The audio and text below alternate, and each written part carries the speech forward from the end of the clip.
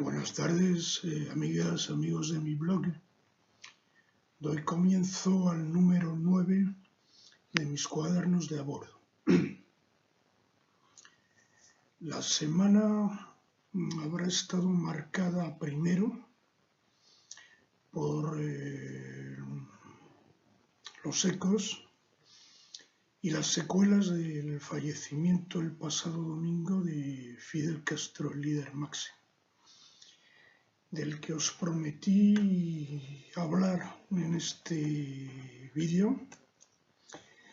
pero la verdad es que me faltan las ganas.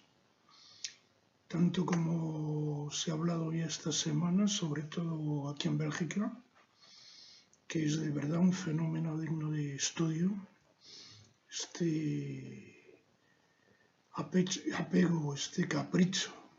porque es como se debe llamar, la verdad,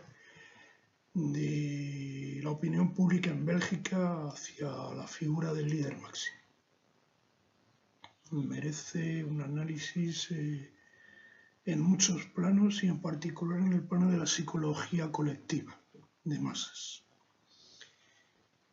Pero bueno, de todo esto ya he hablado escrito en algunas de mis entradas recientes en mi blog y a las que os remito. Pero como digo, me faltan las ganas. No tengo ganas, no me gusta el personaje, ya lo sabéis. Pienso que se merece un enfoque crítico, por supuesto, pero como ya os digo, ya he escrito bastante esta semana sobre él, o sea que prefiero pasar página. Y quería hablaros de un tema que no es especialmente de actualidad, pero que me habrá llamado la atención, y es un artículo, y en realidad es un refrito de un artículo viejo ya de hace 10 años, que su autor acaba de colgar ahora de nuevo en la red con ciertos retoques, y que se refiere a un capítulo, a un episodio mal conocido de la vida de José Antonio, del que celebraron hace pocos días el 80 aniversario de su muerte. Y es un artículo sobre un episodio de la primera época de José Antonio, con apenas 24 años de edad, que acababa de licenciarse en la carrera de Derecho y que acudió como defensor de los campesinos del pueblo manchego de Malagón, en la provincia de Ciudad Real, que se habían envueltos en un pleito con los terratenientes del pueblo y de la zona, y que le merece al autor de este artículo un análisis histórico y jurídico e ideológico al mismo tiempo, que me ha merecido un comentario crítico y por supuesto nada peyorativo. El artículo es interesante, está bien escrito y su autor es sincero, da testimonio de la admiración que le sigue mereciendo la figura de José Antonio. Nosotros aquí en este blog, ya lo sabéis, somos críticos con la figura de José Antonio, revisionistas en un sentido profundo. Es decir, revisionistas de la biografía de José Antonio, sobre todo de lo que se da a llamar el último José Antonio, a partir del momento en que se ve preso en la primavera del 36 y sobre todo a partir del momento en que se ve preso en la cárcel de Alicante tras iniciarse la guerra civil, y sobre todo tras el golpe de mano que dieron los anarquistas de la FAI, apoderándose por completo de las dependencias del establecimiento carcelario de Alicante, haciendo desaparecer cualquier vestigio de legalidad normal. Y a partir de ese momento José Antonio cae en la triste situación no de preso, de prisionero político, sino de rehén. Y eso explica pues mucho de lo que sucede después, de sus actitudes en las semanas que siguieron hasta el momento de su muerte. Y explica, por supuesto, las circunstancias atroces de su muerte. Pues bien, yo vengo defendiendo en mi blog una postura revisionista, sentido profundo de la figura de José Antonio, revisionismo de su biografía y revisionismo de la historia de España a partir del enfoque, llamémosle, José Antonio. En la medida que José Antonio fue un personaje influyente de la historia de España en los años 30, en la década que precedió a la Guerra Civil, en su calidad, aunque solo fuera de político cargado de promesas, de joven promesa de la política española, que no llegó a concretizarse. Y a partir de la guerra se convierte en protagonista de la política, de la historia española contemporánea post-muerte. Es decir, a modo de mito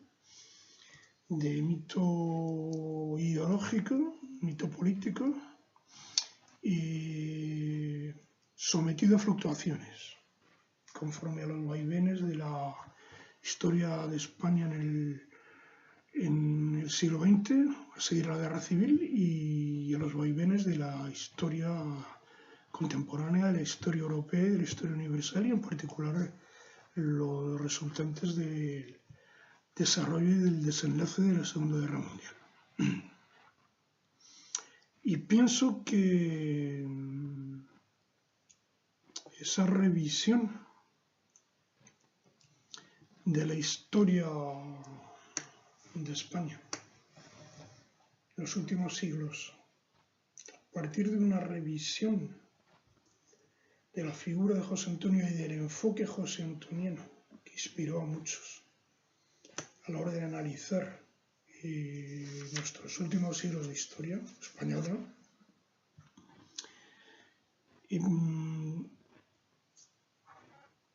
digamos un terreno propicio, un terreno fácil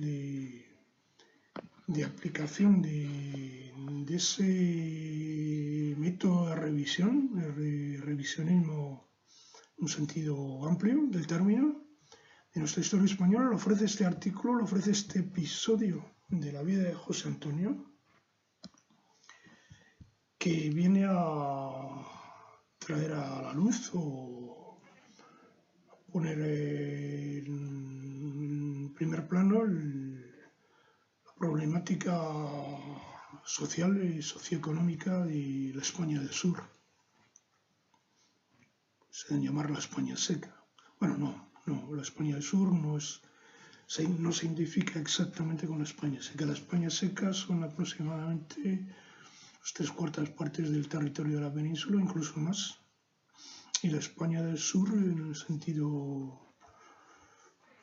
cultural, en el sentido histórico e ideológico incluso del término, empieza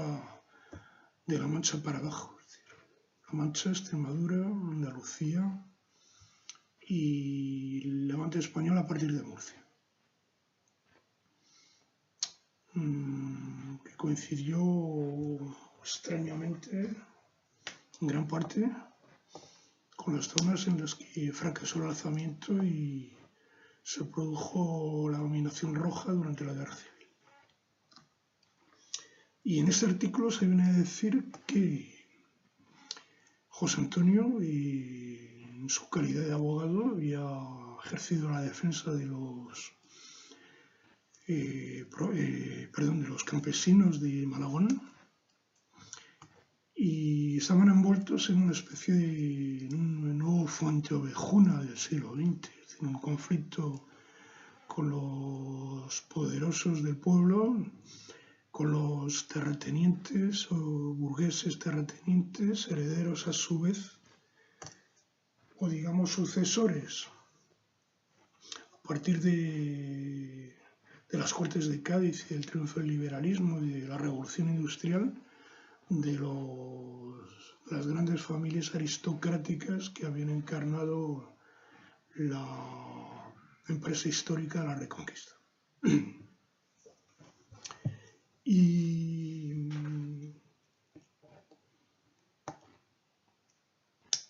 Y digo que se presta revisión porque en este artículo objetivo e interesante, es decir, testimonio personal, por lo que se ve además del autor, que se ve ligado personalmente a esa localidad manchega de Malagón, se deja traslucir todo un análisis o una visión color de rosa, por llamarlo edificante. Los franceses le llamarían image de Pinal, de la problemática social y campesina en la España del Sur,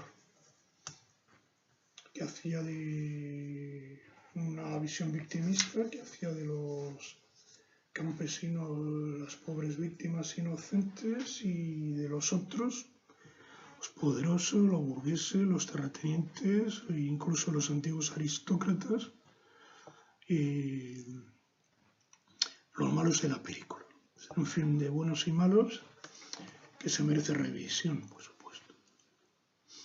Un film de buenos y malos que transpira con décadas de adelanto.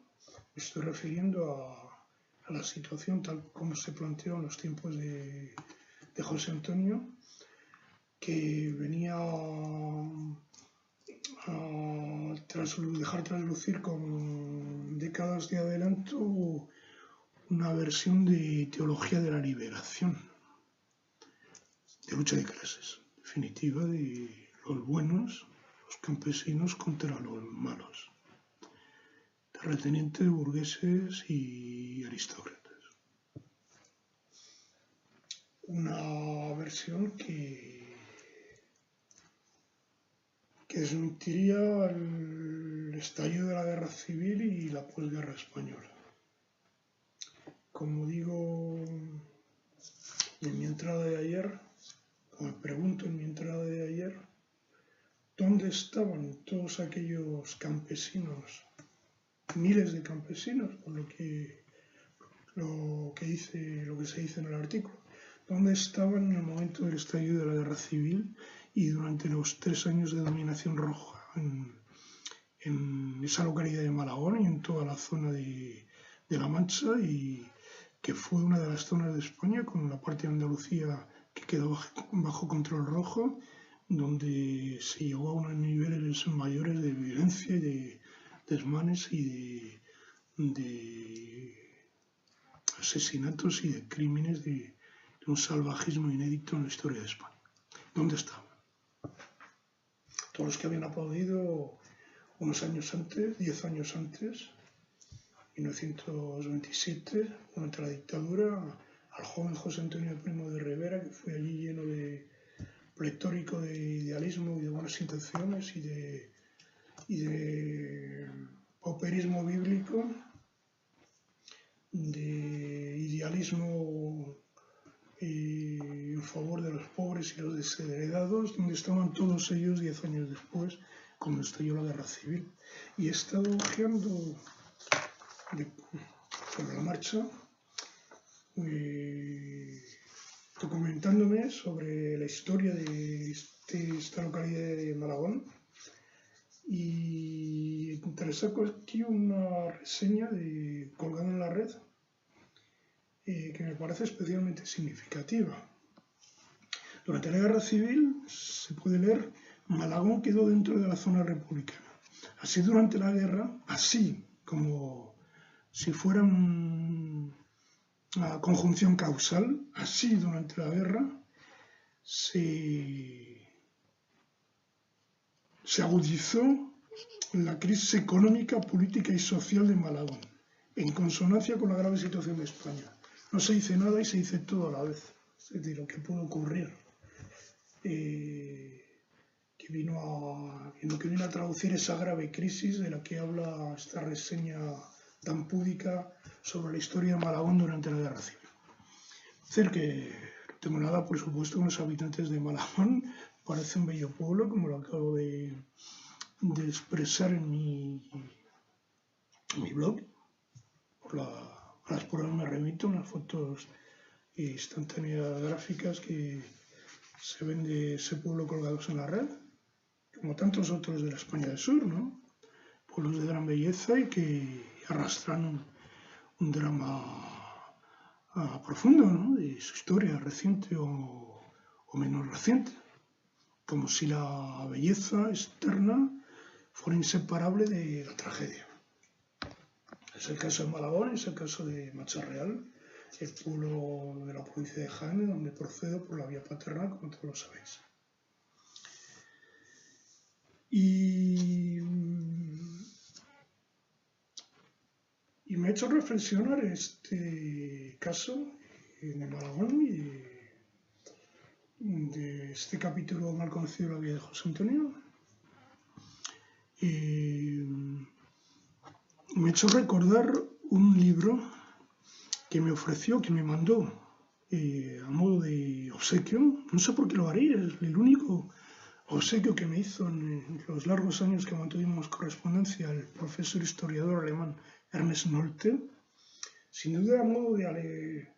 con espíritu de aleccionarme, de pedagógico, de hacerme comprender algo que tal vez le parecía que no estaba claro en mí, en la correspondencia que veníamos manteniendo. Y era un libro macizo, a la alemana, lleno profusamente de documentación, escrito en alemán. Marxismus und die industrielle Revolution. El marxismo y la revolución industrial, del propio Ernest Nolte. Me lo leí a trancas y barrancas, porque mi alemán entonces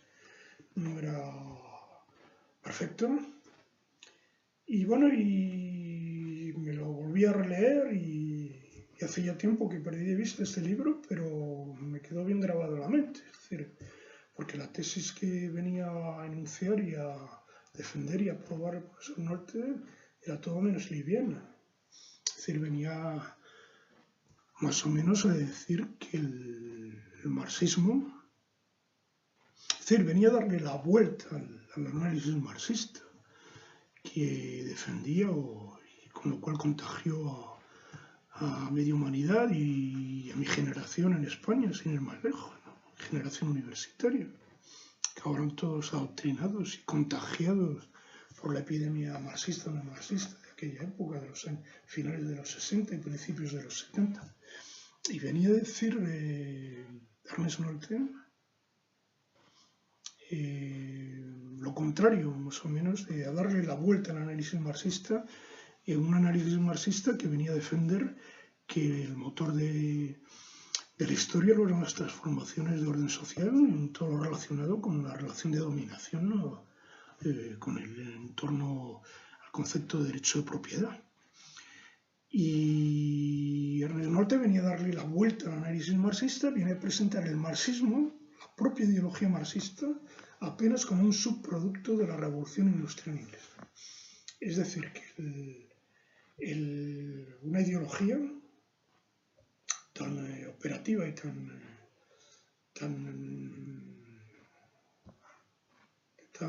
tamaña importancia como lo fue el marxismo, se presentó en el análisis de Nolte en este libro que me mandó como un subproducto apenas de una transformación primordialmente de orden técnico o tecnológico, como lo es la revolución informática a la que venimos asistiendo desde hace 2 décadas en el mundo de hoy. Es decir, en lo que más irreductible, más, digamos, más propio y más intransferible tenía la ideología marxista, para Ernest Nolte eso no era más que un subproducto de la revolución industrial. Y todo lo demás, resultado un conglomerado de influencias externas, influencias ideológicas e intelectuales, entre las cuales subrayaba la importancia del un pensamiento conservador, Tory, los Tories británicos conservadores, por paradójico que pueda parecer, de contenido social, que se inquietaban de las consecuencias en el plano de la sociabilidad, en el plano de las realidades humanas y sociales de la revolución industrial, que venía a ser, un punto de vista, una especie de antepasado ideológico de la teología de la liberación, esas corrientes conservadoras, victimistas y que venían a preconizar la misericordia o la caridad social. Venía a ser un antepasado con 2 siglos de adelanto y la teología de la liberación se puso en moda el posconcilio y que viene a encarnar hoy, de cierta manera, al cabo de 1000 transformaciones, el actual Papa Francisco, el Papa de los pobres y los desheredados, particularmente el Papa de los pobres de América, el que es de ascendencia europea. Pero bueno, este es otro tema. Y ya digo que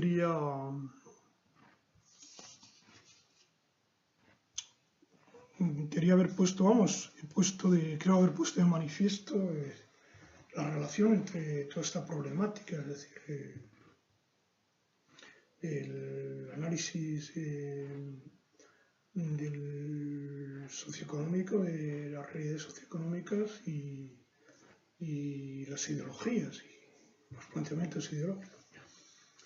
Y bueno, y la semana habrá estado marcada también en el plano internacional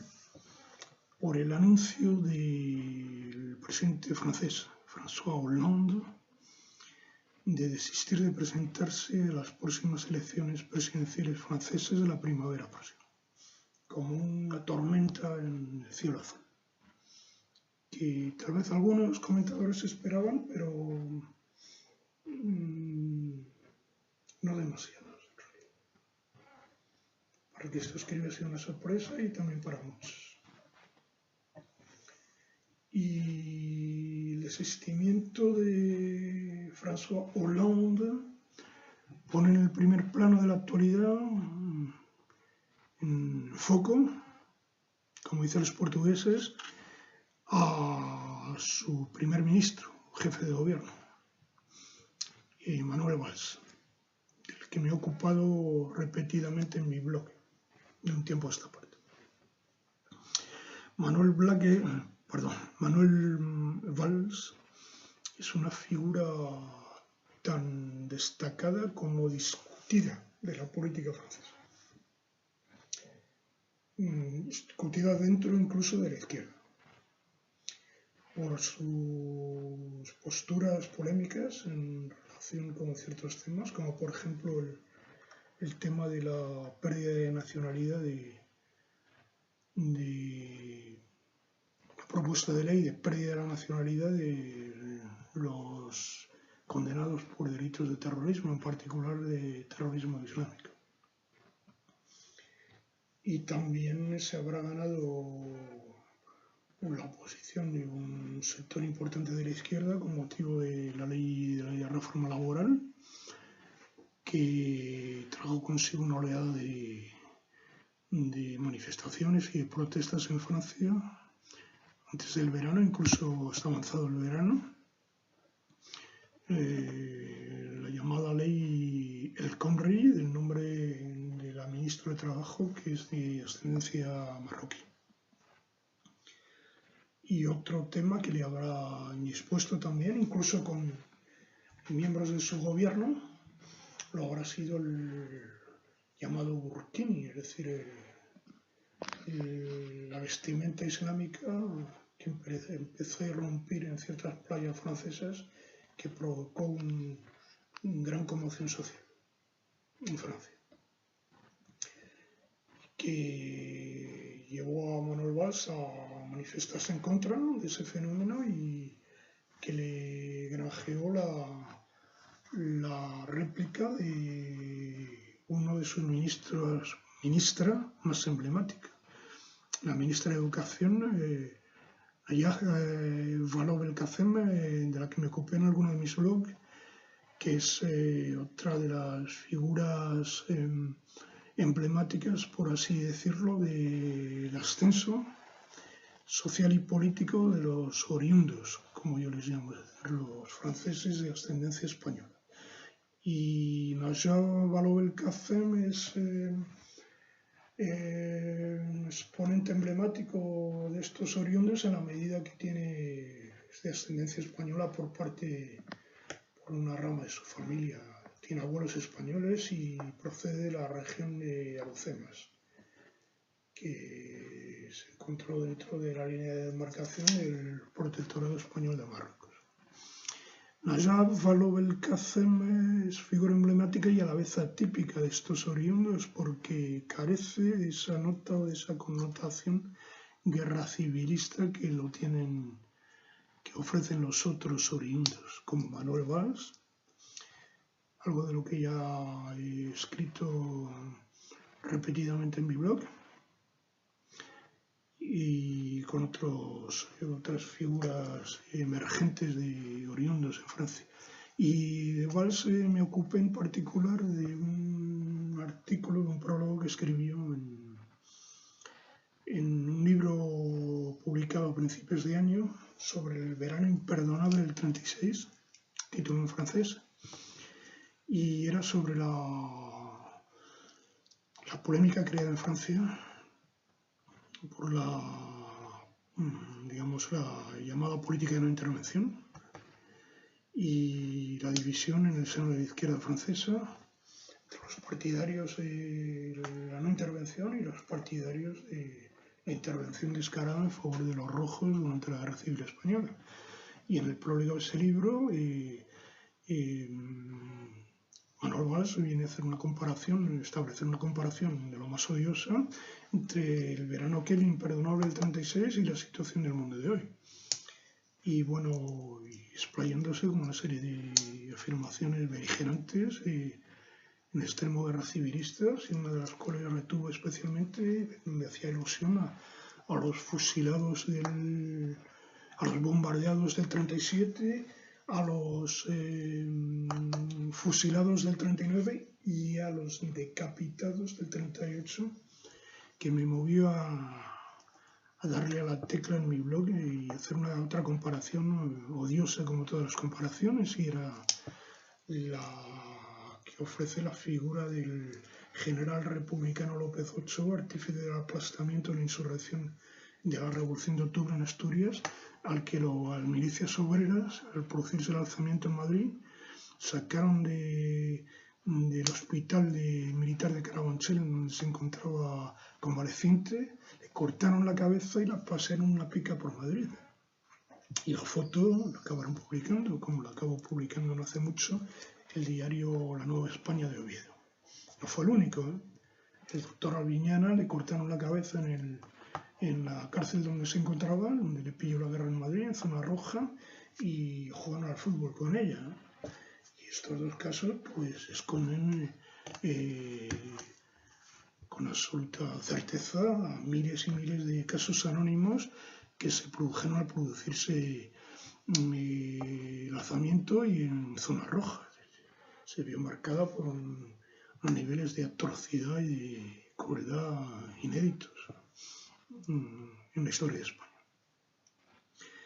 Y otra figura emergente y emblemática de ese ascenso irresistible de los oriundos lo ofrece un antiguo consejero presidencial del presidente François Hollande, Aquilino Morel, afrancesado, transcrito en francés Morel, con dos L's, y Morel en realidad. Morel es un nombre español, tan español como Fernández. Hijo de asturianos, como por casualidad, procedentes de la cuenca minera y de Mieres, como por casualidad. Un individuo, un personaje por lo menos cargado de colorido, por así decirlo. Rodeado de escándalos que va arrastrando como cacerolas, como dicen los franceses,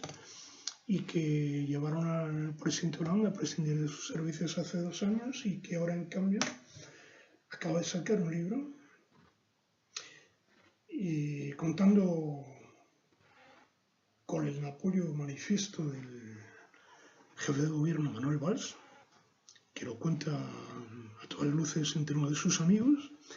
y como lo ilustra el que la compañera, la pareja de este hombre, Aquilino Morel, se acaba de ver promovida por el jefe de gobierno Manuel Valls de directora de la Biblioteca Nacional Francesa. Tal vez el cargo de mayor importancia y mayor influencia en el ámbito cultural en Francia hoy día. Que eso hace augurar de reencendimiento de la guerra civil española en el terreno bibliográfico en lengua francesa, pues cabe temerlo, cabe pensarlo.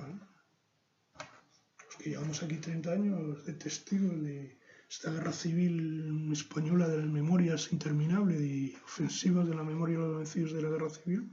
pues nos esperamos a cualquier cosa, con una nueva directora de la Biblioteca Nacional Francesa, compañera, pareja de un guerra civilista tan prominente. Y es más o menos todo lo que os quería comentar de la actualidad de esta semana, amigos y amigas de mi